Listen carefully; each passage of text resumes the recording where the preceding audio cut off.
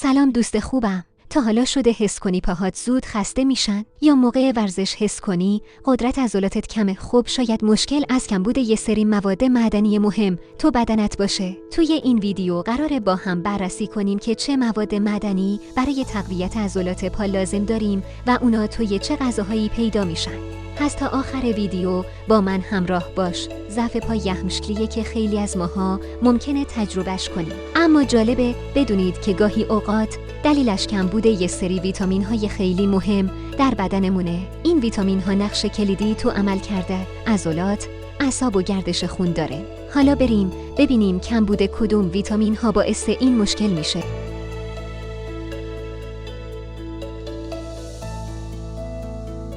اول از همه ویتامین دی، ویتامین قدرت عضلات. کمبود این ویتامین خیلی شایعه و یکی از دلایل اصلی ضعف عضلانی به خصوص توی پاهاست. ویتامین دی به حفظ توده عضلانی و تقویت استخوان‌ها کمک میکنه.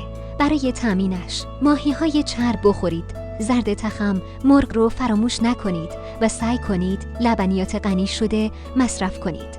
یه راه دیگه هماینه که روزی 20 دقیقه زیر نور خورشید باشید.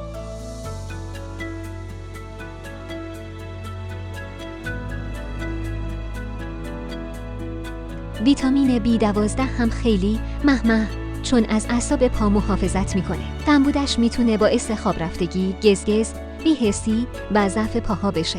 این ویتامین برای لک درست سیستم عصبی ضروریه. گوشت، جگر، لبنیات و تخم مرغ منابع خوبی هستن. اگه گیاه خورید یا مشکل گوارشی دارید، حتما با پزشکتون درباره مصرف مکمل مشورت کنید. ویتامین B1 یا ریامین هم برای انرژی عضلات خیلی مهمه. کمبودش میتونه باعث ضعف عضلات، خستگی شدید و حتی درد در پاها بشه. این ویتامین توی سوخت و ساز کربوهیدرات‌ها و تولید انرژی نقش داره.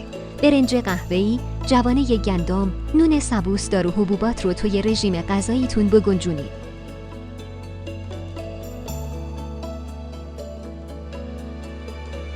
ویتامین ای یه آنتی اکسیدانه که از سلول‌های عضلانی محافظت میکنه و ویتامین سی هم به جذب آهن و ترمیم بافت عضله کمک میکنه. برای تامین این ویتامین ها روغن زیتون، بادام، فندق، دانه آفتابگردان، پرتقال، لیمو، فلفل دلمه و کیوی بخورید. کلسیم، منیزیم و پتاسیم هم مواد معدنی خیلی مهمی هستند که توی انقباض و عملکرد درست عضلات نقش داره.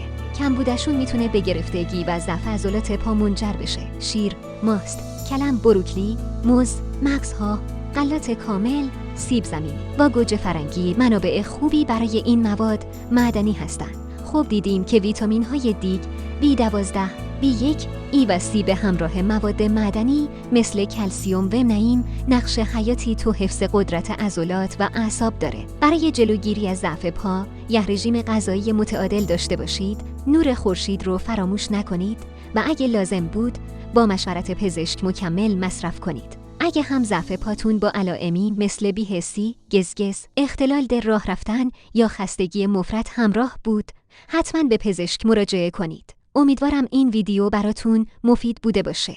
اگه سوالی دارید تو کامنت ها بپرسید. لایک و سابسکرایب هم فراموش نشه. تا ویدیو بعدی، خدا نگهدار.